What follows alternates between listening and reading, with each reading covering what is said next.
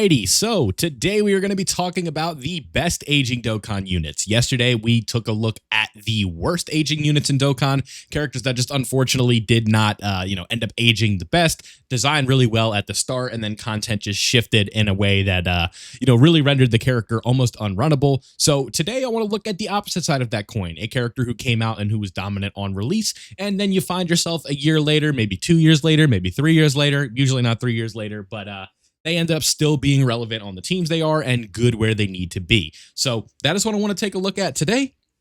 And I do appreciate the support that you guys left yesterday on the worst aging units, and hopefully you can come back and leave the same support on this one today. So best aging units, let's go ahead and get started. But before we do that, just some general things here. If you do enjoy this video and want to see more deep dives on different types of characters, best aging, worst aging, other things like that, let me know in the comment section below. It helps me make videos for you guys, and we could take historical looks at the game while we are in between celebrations like this. And if you enjoy the content and you just haven't yet, don't forget to subscribe to the channel as well. Helps grow significantly, and I do appreciate it, but you guys just watching is important as is. So with all that being said, thank you guys for watching, and let's go ahead and get started. So the first character I want to talk about, you knew I wasn't going to pass up on an opportunity to talk about this guy, Beast Gohan, right? This is a character who has ended up aging really well. They dropped in January of 2024 or February of 2024 over on JP, and we are now in August of 2025, and he occasionally can still find himself being ran in GDC 2025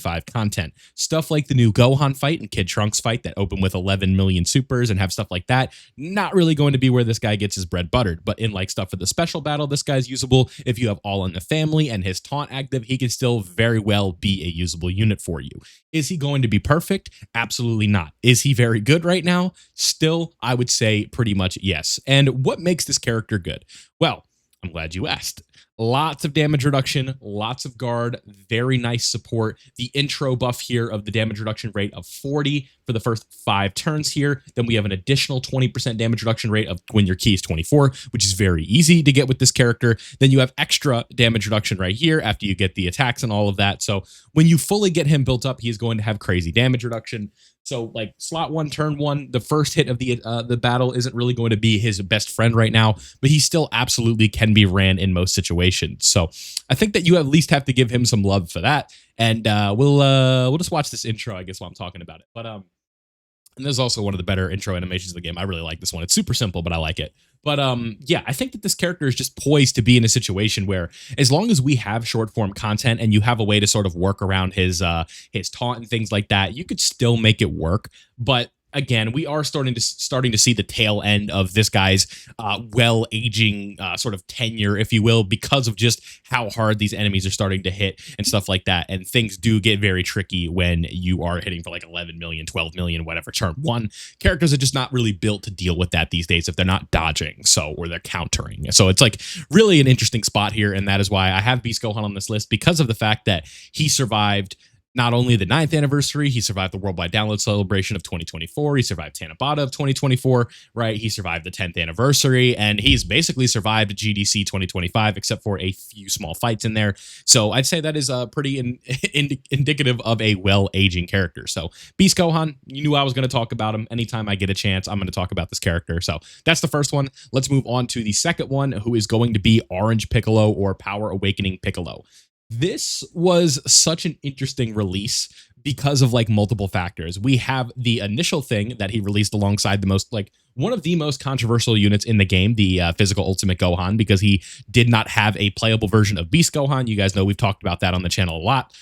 We have all these really fun things going on. They were marketed as Orange Piccolo and Beast Gohan, and then when they came out, neither of them were really playable as those forms for a decent amount of time, because we had Orange Piccolo down here, but it was a giant form, right? So still counts, right? And this was really the saving grace of this character, is what we're about to get into. But really, it's not like you transformed into Orange Piccolo and you played the game as usual. You were in these turns here and going into this. So just keep that in mind. This Orange Piccolo, very, very good. This guy was absolutely unbelievable for an extremely long amount of time, right? Like, you look at this right here, he released at the end of 2022. And in my opinion, it took around end of worldwide 2024 and beginning of the 10th anniversary with Battle Hard and Formidable Foes to really push this guy out. And even if you did push him out, you still potentially could get some usage out of his giant form. Because if you guys don't know, I'm sure most of you watching this video do know, but in case you don't, maybe you're newer to the game. A giant form, if you swipe up and you use it, it's essentially going to take the actions of the enemy's turn and then render the next actions useless after that one. So if an enemy is doing super attacks and AoEs and they're healing, all of that is going to be done to the giant form, which doesn't take damage. And then when you come out of the giant form, you are going to be in a regular turn. All of the attacks are just going to be normals, unless an enemy has like a certain cooldown or a certain amount of actions where the super attack will be. Most of the time, an enemy is not going to be supering after you do this. So this giant form, on top of his ability to, have this damage reduction here, having the initial guard, the extra key per orb, the way he was able to build up, this was easily the best character in the game for a very long time. I don't think he was like fully replaced until like the 9th anniversary and we got Beast Gohan, right? Because if we look at the releases after this guy, we had the 8th anniversary. You could argue the GT duo was better. Definitely not the Z duo. I think he was better than Kai Goku, although Kai Goku was very, very good. I'm just looking at major releases here. You have Tanabata of 2023, which ended up being Super Saiyan 4 Goku. You could say that Super Saiyan 4 Goku was better for like that initial wave. But by the time we got to the worldwide download celebration of that year, I would say Orange Piccolo was better than the We Saiyans Have No Limits, Infusion Zamasu. And then by the time we got to the 9th anniversary, you could even argue that this guy was better than Gogeta Blue and Broly, right? It really took that level of character of like Beast Gohan to truly push this guy out of that true #1 spot. And that was just a testament to how well this character was designed. End of 2022, and it took until the beginning of 2024 to really push this guy out. So Orange Piccolo, or as #1, it took really to like 2025 to like truly bury this guy. So very, very good release. One of the best aging units we've ever seen. Really, really good. Let's go ahead and move on to non-LRs, and that is going to be Int Fat Boo. This is a character of discussion, especially recently with the recent events of content that Dokkan has dropped during this previous GDC. We are basically out of it at this point, right? We have the coin issue or whatever, but we're basically done with GDC. And this guy has been aging extremely, extremely well. This Boo right here, right? It's not for overwhelming defense. It's not for overwhelming offense. It's for defensive utility and unique techniques. That rhymes, but not like unique techniques that are unique to him. They are just mechanics in the game that are very overpowered, and he happens to combine them both in the most effective way possible. Now, if maybe you're somebody who's not familiar with how this character is used, I'm sure a lot of you are. It's going to be the same thing with Orange Piccolo, where I have to explain it to give the viewer a better idea of what like this character is doing. The idea with this character is you run them with the intention of them taking a KO for you, right? Because they have the Metal Cooler effect, if you guys remember him, where his revival is permanently up. But the caveat to that is he has to be the one to take the damage. So oftentimes what people will do in shorter form content that goes for 3 or 4 turns is run this guy off of a leader skill, so to ensure he's not getting extra buffs and to guarantee that if he takes a hit, he is going to die, right? He's going to unalive. I don't think you're allowed to say die in this thing, but you guys know what I'm saying, right? He's going to take the KO. So when he does that, he's going to automatically revive, right? And when you come back, he has an active skill, which you can activate after the revival skill or the 7th turn. So if he's being pesky and won't, take the KO, he has this revive that you can get after 7 turns. So specifically, we'll watch this animation, but when you get out of this revival with this character, what you're able to do is use his active skill, which performs as a Ghost Usher. So if you guys don't know what a Ghost Usher is, that's a support item in the game that essentially takes away all of the enemy's actions on that turn specifically, but you can't use them back to back. So what you can do with this Boo potentially is run like a Ghost Usher item and this Boo. And when you revive with him and on his next appearance, when you see him, you can swipe up and take away all the enemy attacks on that turn. And then because you didn't use the support item on the next turn, you can use another Ghost Usher and essentially give yourself 2 free turns of the enemy not attacking. And as well, you are really getting a third free turn because of the fact that you know this Boo is going to end up taking a KO attack for you, and you're going to be good to go. So this is a really, really good character who came out in the middle of 2024, or basically the middle of 2024, a little bit beforehand, and we are now using him in some of the hardest short fights this game has ever seen. We talked about Gohan, we talked about Trunks. These characters are hitting for 10 million plus on their super attacks. So they this character really is really helpful. So this is one of the best TURs really they've designed, especially in an era where we have so many different units, or like the game is so based around pulling LRs. Like a lot of the best teams you guys see these days are just 6 LRs because key is no longer the issue that it used to be back in the day. Sometimes there's characters that struggle for it, but with all the extra key per orb, with the rainbow orb changing, key is nowhere near as big of a problem as it was. And that means TURs are a little bit more obsolete than they used to be. And the fact that this guy is so damn good is also going to be a testament to that. So quick honorable mention for you guys watching, because I'm not going to put them on the list. The tech androids are the same thing, really. But the problem is they are very, very restricted to like a 3 to 4 turn fight at most. So I don't want to put them on here too much because this Boo can go a little longer than 4 turns, but the tech androids have also aged extremely well. So just a mention for them. So if anybody puts that in the comments, you can say, Vilify mentioned it in the video, just did not put them on the list. Now, let's go ahead and move on to one of the best aging EZAs of all time, and that is going to be our boy Super Janemba. This one is super simple, but super effective. All we really have to talk about is he EZA'd in August of 2019, and he lasted a good while, right? The STR Janemba, we could pull up the STR Janemba here if we go to Uncontrollable Power. He ended up getting his EZA, like the more modern version, the STR Janemba. And there were comparisons between the two. Is it like, is Int Janemba better or is STR Janemba better? And again, like he is overall much newer, right? This guy came out in November of 2017.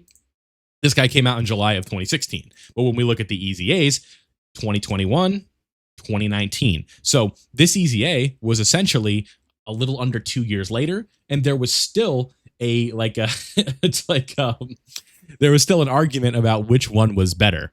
And I think really for me, it was like you had this permanent guard, so essentially meant you always were going to have this chance to dodge. And that was just how good this unit was. It was very simple. He was very defensive.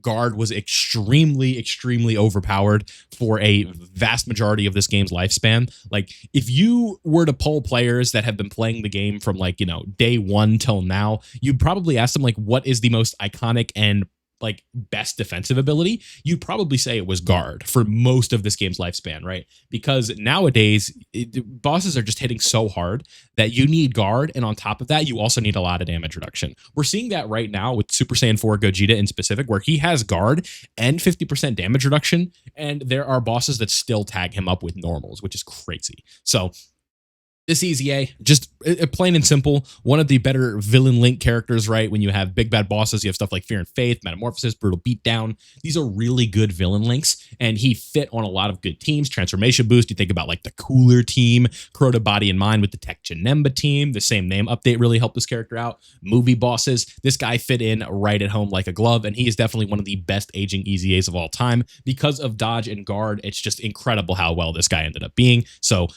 good spot here for Int Janemba. I wasn't really around for this guy's peak, unfortunately. Your boy got started in 2020, and this guy EZA'd in 2019. So I definitely understand, though, how good he was. I was running him on my teams because I had him at the time, and he was very good. So Int Janemba, one of the better aging units in this game's history. Let's move on to my favorite unit of all time. You knew I wasn't going to pass up on a chance to talk about this guy. AGL Ultra Instinct Goku's EZA. Now, he EZA'd in early 2024, and we are moving to late 2025, and he is still fulfilling his role just as well as he did back then. And it is as simple as short form content. This guy sneaks back in, right? He is a nice short form content ace. You can run him off lead. It doesn't matter. He is going to fulfill his role exactly the way you want him to. What does he do that makes him so good?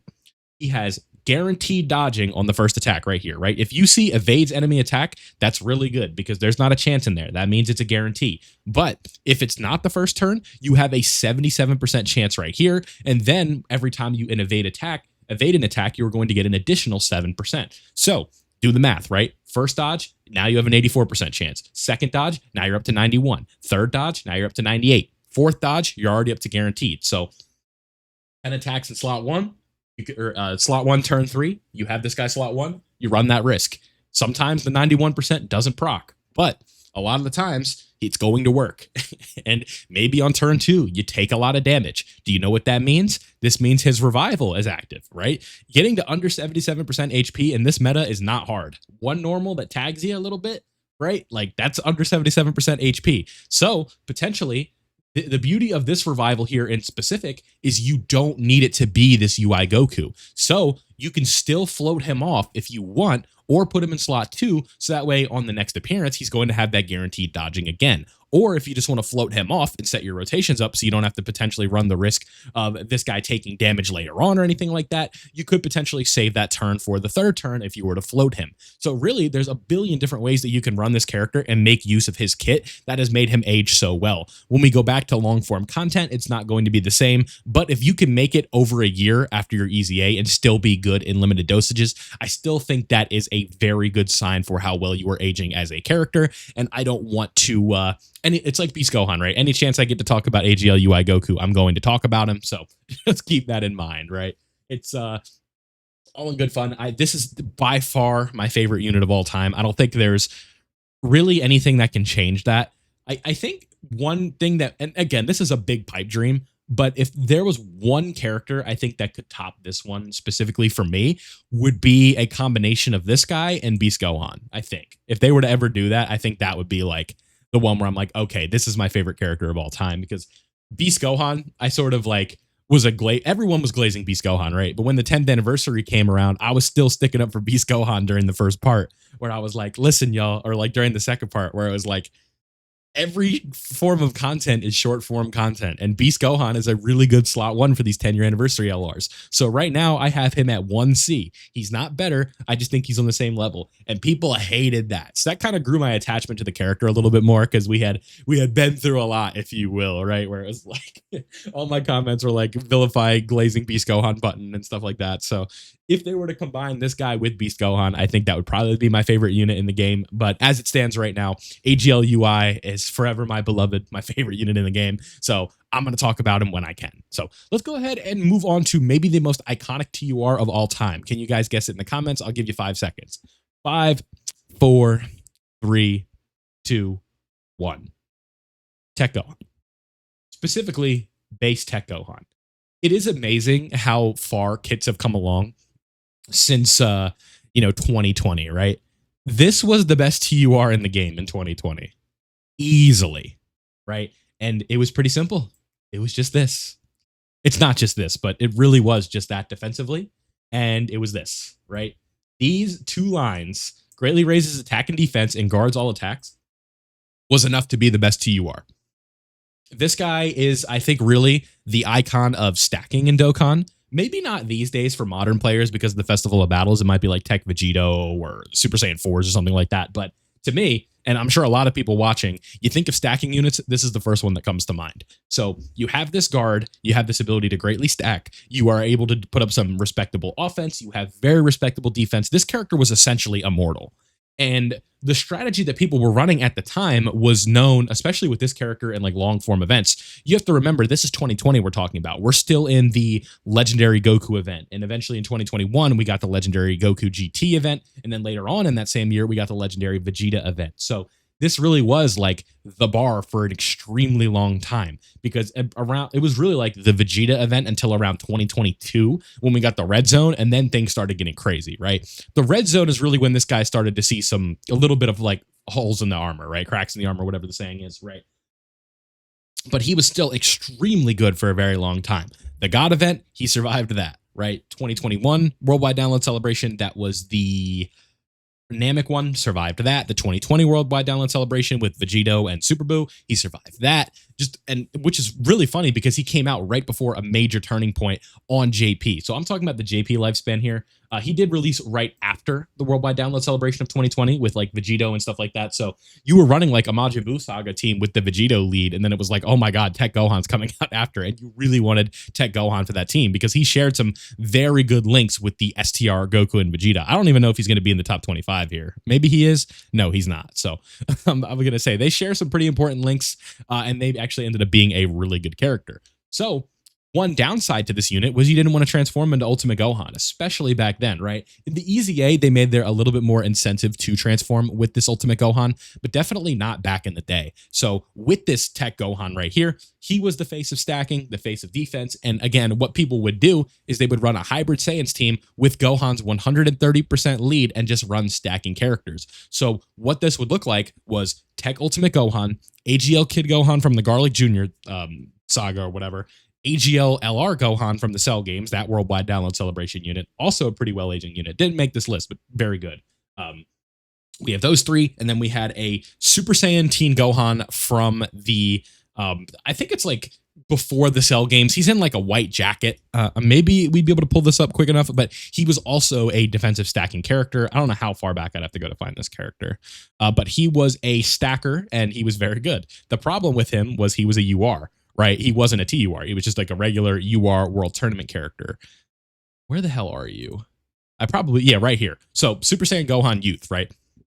You would run this guy and he was a stacker. You would run the STR Trunks from the Broly movie and pair him alongside AGL LR Gohan because he was able to, we spoiled one, but we were able to link him up and get the unit super attack, which allowed that Trunks to stack. So essentially, and then the other character you would run would be the AGL Goten and Trunks from GT that came out during that Golden Week. And what that was known was as the Turtle Mode team, where you weren't really doing offense. You were going very slow, but you were working through all of these different defensive stackers that ended up working extremely well together. And you were able to just run through long events. Would it take 20 turns? Sure. But by the time you were at turn 16, you had zero chance of losing that fight because of all the defensive stacking you were doing. Now, again, this was a different time, right? If you could get to 1 million defense, you were good, bro. Like, especially when you had this guy with guard, you could get well over 1 million defense. I have a short on the channel where I stacked him for like 100 turns and then a Dokkan event of sorts and had a good time with that. So you could really see like some crazy numbers with this guy and was one of, for sure, the best aging TURs in the game. I was a really big fan of how they pulled this guy together. I think his EZA was a little disappointing, unfortunately, but 2024 and 2025 has just been such aggressive years of power creep that it's really tough for TUR EZAs to make it. But even then, he was okay, right? Like, he wasn't bad. So let's go ahead and move on. You guys know all about this legend of the channel here and just in general, our girl Caulifla. Now, her EZA or base, it does not matter. She is here for literally one thing and one thing only. It is right here, right? This is probably the most overpowered defensive ability you can possibly have, other than just guaranteed evasion, right? But this character, in theory, will never take a hit if you run her properly. If you take her into Red Zone Broly, it's a pure Saiyan, he disables dodge. If you take her into a fight that is disabling dodge, you are not running her properly. So when this character was at the height, I think, of her ability to be overpowered, I would easily look at the 6th year anniversary as her best time, right? So she releases at the end of December of 2019 on Global and then ends up getting her Dokkan Awakening with the Kefla celebration over on Global as well. But the beauty of this character is it didn't matter. You could literally be in this version and it's the same thing. And that's what made her so overpowered. So when we got the same name update, what you should do is not even rainbow the Dokkan Awakened version. You should just keep one and then keep the SSR. Now, when I say she was at her peak of her power, the God event was what was known as the hardest event in the game during the 6th anniversary. And do you know what the God event characters are? Right? What saga do they reside in? Can you take a wild guess of where all the gods of destruction took place? Right? What saga they were a part of? Right there. So essentially what we had was a character with guaranteed ability to dodge. Now, again, during the 6th year anniversary on JP, you could only run one of them, but that was still usually enough. What I would typically do is run her on the Battle of Wits team with STR Vegito. Then you get to turn 4, and then you'd swipe up with STR Vegito, find the super that the boss was doing, and that's where you would put Tech Caulifla. The only thing that really hindered this character from being just a defensive powerhouse that was like just objectively the best defensive unit in the game for that fight was locking. That was it, right? I believe Belmont did that. There might have been another one that locked, but there was definitely a few like stages that she wasn't going to be perfect in, but she was far and away up there with AGL UI Goku as like the best defensive units in those fights. So you had this situation where, like, even today, if it's pure Saiyans, if it's Tournament of Power, you can run this character, right? In the Supreme Magnificent Battle TOP edition, where you fight like UI Goku and stuff like that, this character still has usages. So if you see a pure Saiyan boss or you see a Universe Survival Saga boss, you can run this character and her SSR, and you could potentially have 2 slot 1 units that are never going to take damage. Now, bosses, again, they counter these things these days. They have AoEs, they have locking, they have dodge canceling. But for the fact that this character released in December of 2019 and she still has her marginal usage almost 6 years later here, it's August 2025 when I'm recording this video, that's a sign of an extremely, extremely well-aging unit. So Tech Khalifa, really as good as it gets in terms of TURs that have aged well. Let's move on to another LR, and that is going to be the Broly Trio. We could talk about the EZA, we could talk about the base. Really, what it comes down to, again, are simple lines of passive here, where it's just this, right? Like, this is what's making this character age better than anything else. Is the support helpful? Yes, right? It's the different ways to use the character really good as well helpful? Yes. But what is really making this character stand out in base and EZA is the 7 or more key spheres. Doesn't matter how you get it, you are going to be getting a guaranteed dodge. So with a guaranteed dodge, you guys know this is one of the best aging mechanics in the game. As you know, what's better than tanking a super for 11 million for double digits? Just not even giving it the boss the chance to do damage and dodging it. So that's really what it comes down to for this character. This is somebody that people were having fun running off lead and stuff like that. And the issue with them, though, in retrospect, is the fact that 7 key spheres, again, is not a guarantee every single time they come up to bat, right? Like, every time you put them in slot 1, it is not just like a 1,000,000% guarantee that they are going to get this 7 key spheres and they're going to get a guaranteed dodge. So if you don't get the seven key spheres, you are then relying on a 50% chance. And that 50% chance and 70% chance, you can definitely feel a difference between those. So just keep that in mind. I still think that the character is still good for what they're trying to do, but things have definitely changed with them, and I still think they're one of the better aging LRs, right? They came out in July 2020, and they sometimes will just sneak their way back into the meta where you're running them. So very good LR here. A bit frustrating if you don't get the 7 key spheres, but I still think they're worthy of being put on the video. So let's go ahead and move on to a GOAT for a lot of people, the absolute MVP of Red Zone Broly, and that is Tech God Goku. This one is very simple as well. You could look at him in base, you could look at him as an EZA, but we're specifically going to be looking at the EZA just because of how good this guy was for his limited windows. Movie bosses and pure Saiyans, 77% damage reduction. At the time, this was absolutely insane, and he linked up with this character extremely well. So if you were somebody who was struggling with the hardest fight in the game at the time when this guy's EZA was at its height, Red Zone Broly, this guy was an ace. He was not taking damage in there, and he was extremely helpful to get you past that AoE super phase and then into the last one where things would get a lot easier for the Tech LR gods. And that is why I think that he is one of the better aging characters ever, just for that simple fact, right? Whenever you have like a buff against pure Saiyans, that is really helpful because a lot of bosses end up being pure Saiyans. They end up being movie bosses. They end up being all these different things. But when you're against pure Saiyans, that one is just so important, because it's so easy to have access to it. So that's why this one has aged extremely well. He was a rainbow key sphere changer for a character like physical Goku and Vegeta from the Tournament of Power. I don't think they're on this, but that was like an okay linking partner for them because they were more of a slot 2 character, and this guy was a rainbow orb changer to help get them get their buffs, and then they also were able to hold it down defensively. The only real L of that was you weren't able to access legendary power with this character, but hopefully your slot 3 character might have potentially had it. And then the LR Evo Ken from the Tournament of Power looked extremely good. So Super Saiyan God Goku, one of the better aging TURs. Let's look at the last one. I'm sure a lot of you guys have been pounding your desk, pounding your bed, whatever you're on right now watching this video, asking where is he? Here he is. AGL Golden Frieza's EZA. Very simple, right? We don't have to talk too much about this one. It's crazy to me though, right here, right? This character was high risk, very high reward. 90% damage reduction is absolutely insane. The problem is it's HP restricted. This guy EZA'd in June of 2020, and really until numbers got way too out of hand, this guy held it down for you defensively. You could run him off lead, and he would fill in the role just fine. This was one of the best aging TURs in the game, simply for that 90% damage reduction. But again, 90% damage reduction of an 11 million super attack is still a loss. So he unfortunately has aged out a little bit since his EZA came out, but he was definitely one of the better aging TURs.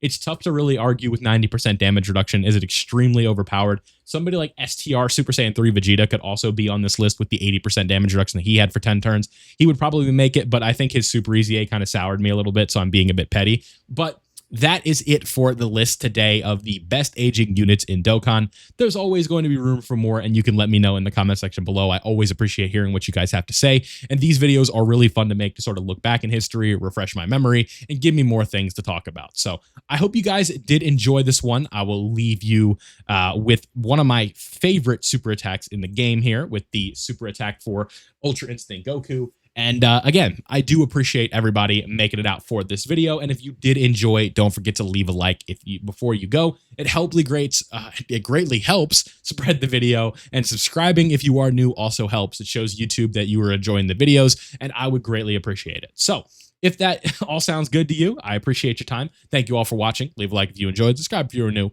and I'll see you all in the next one.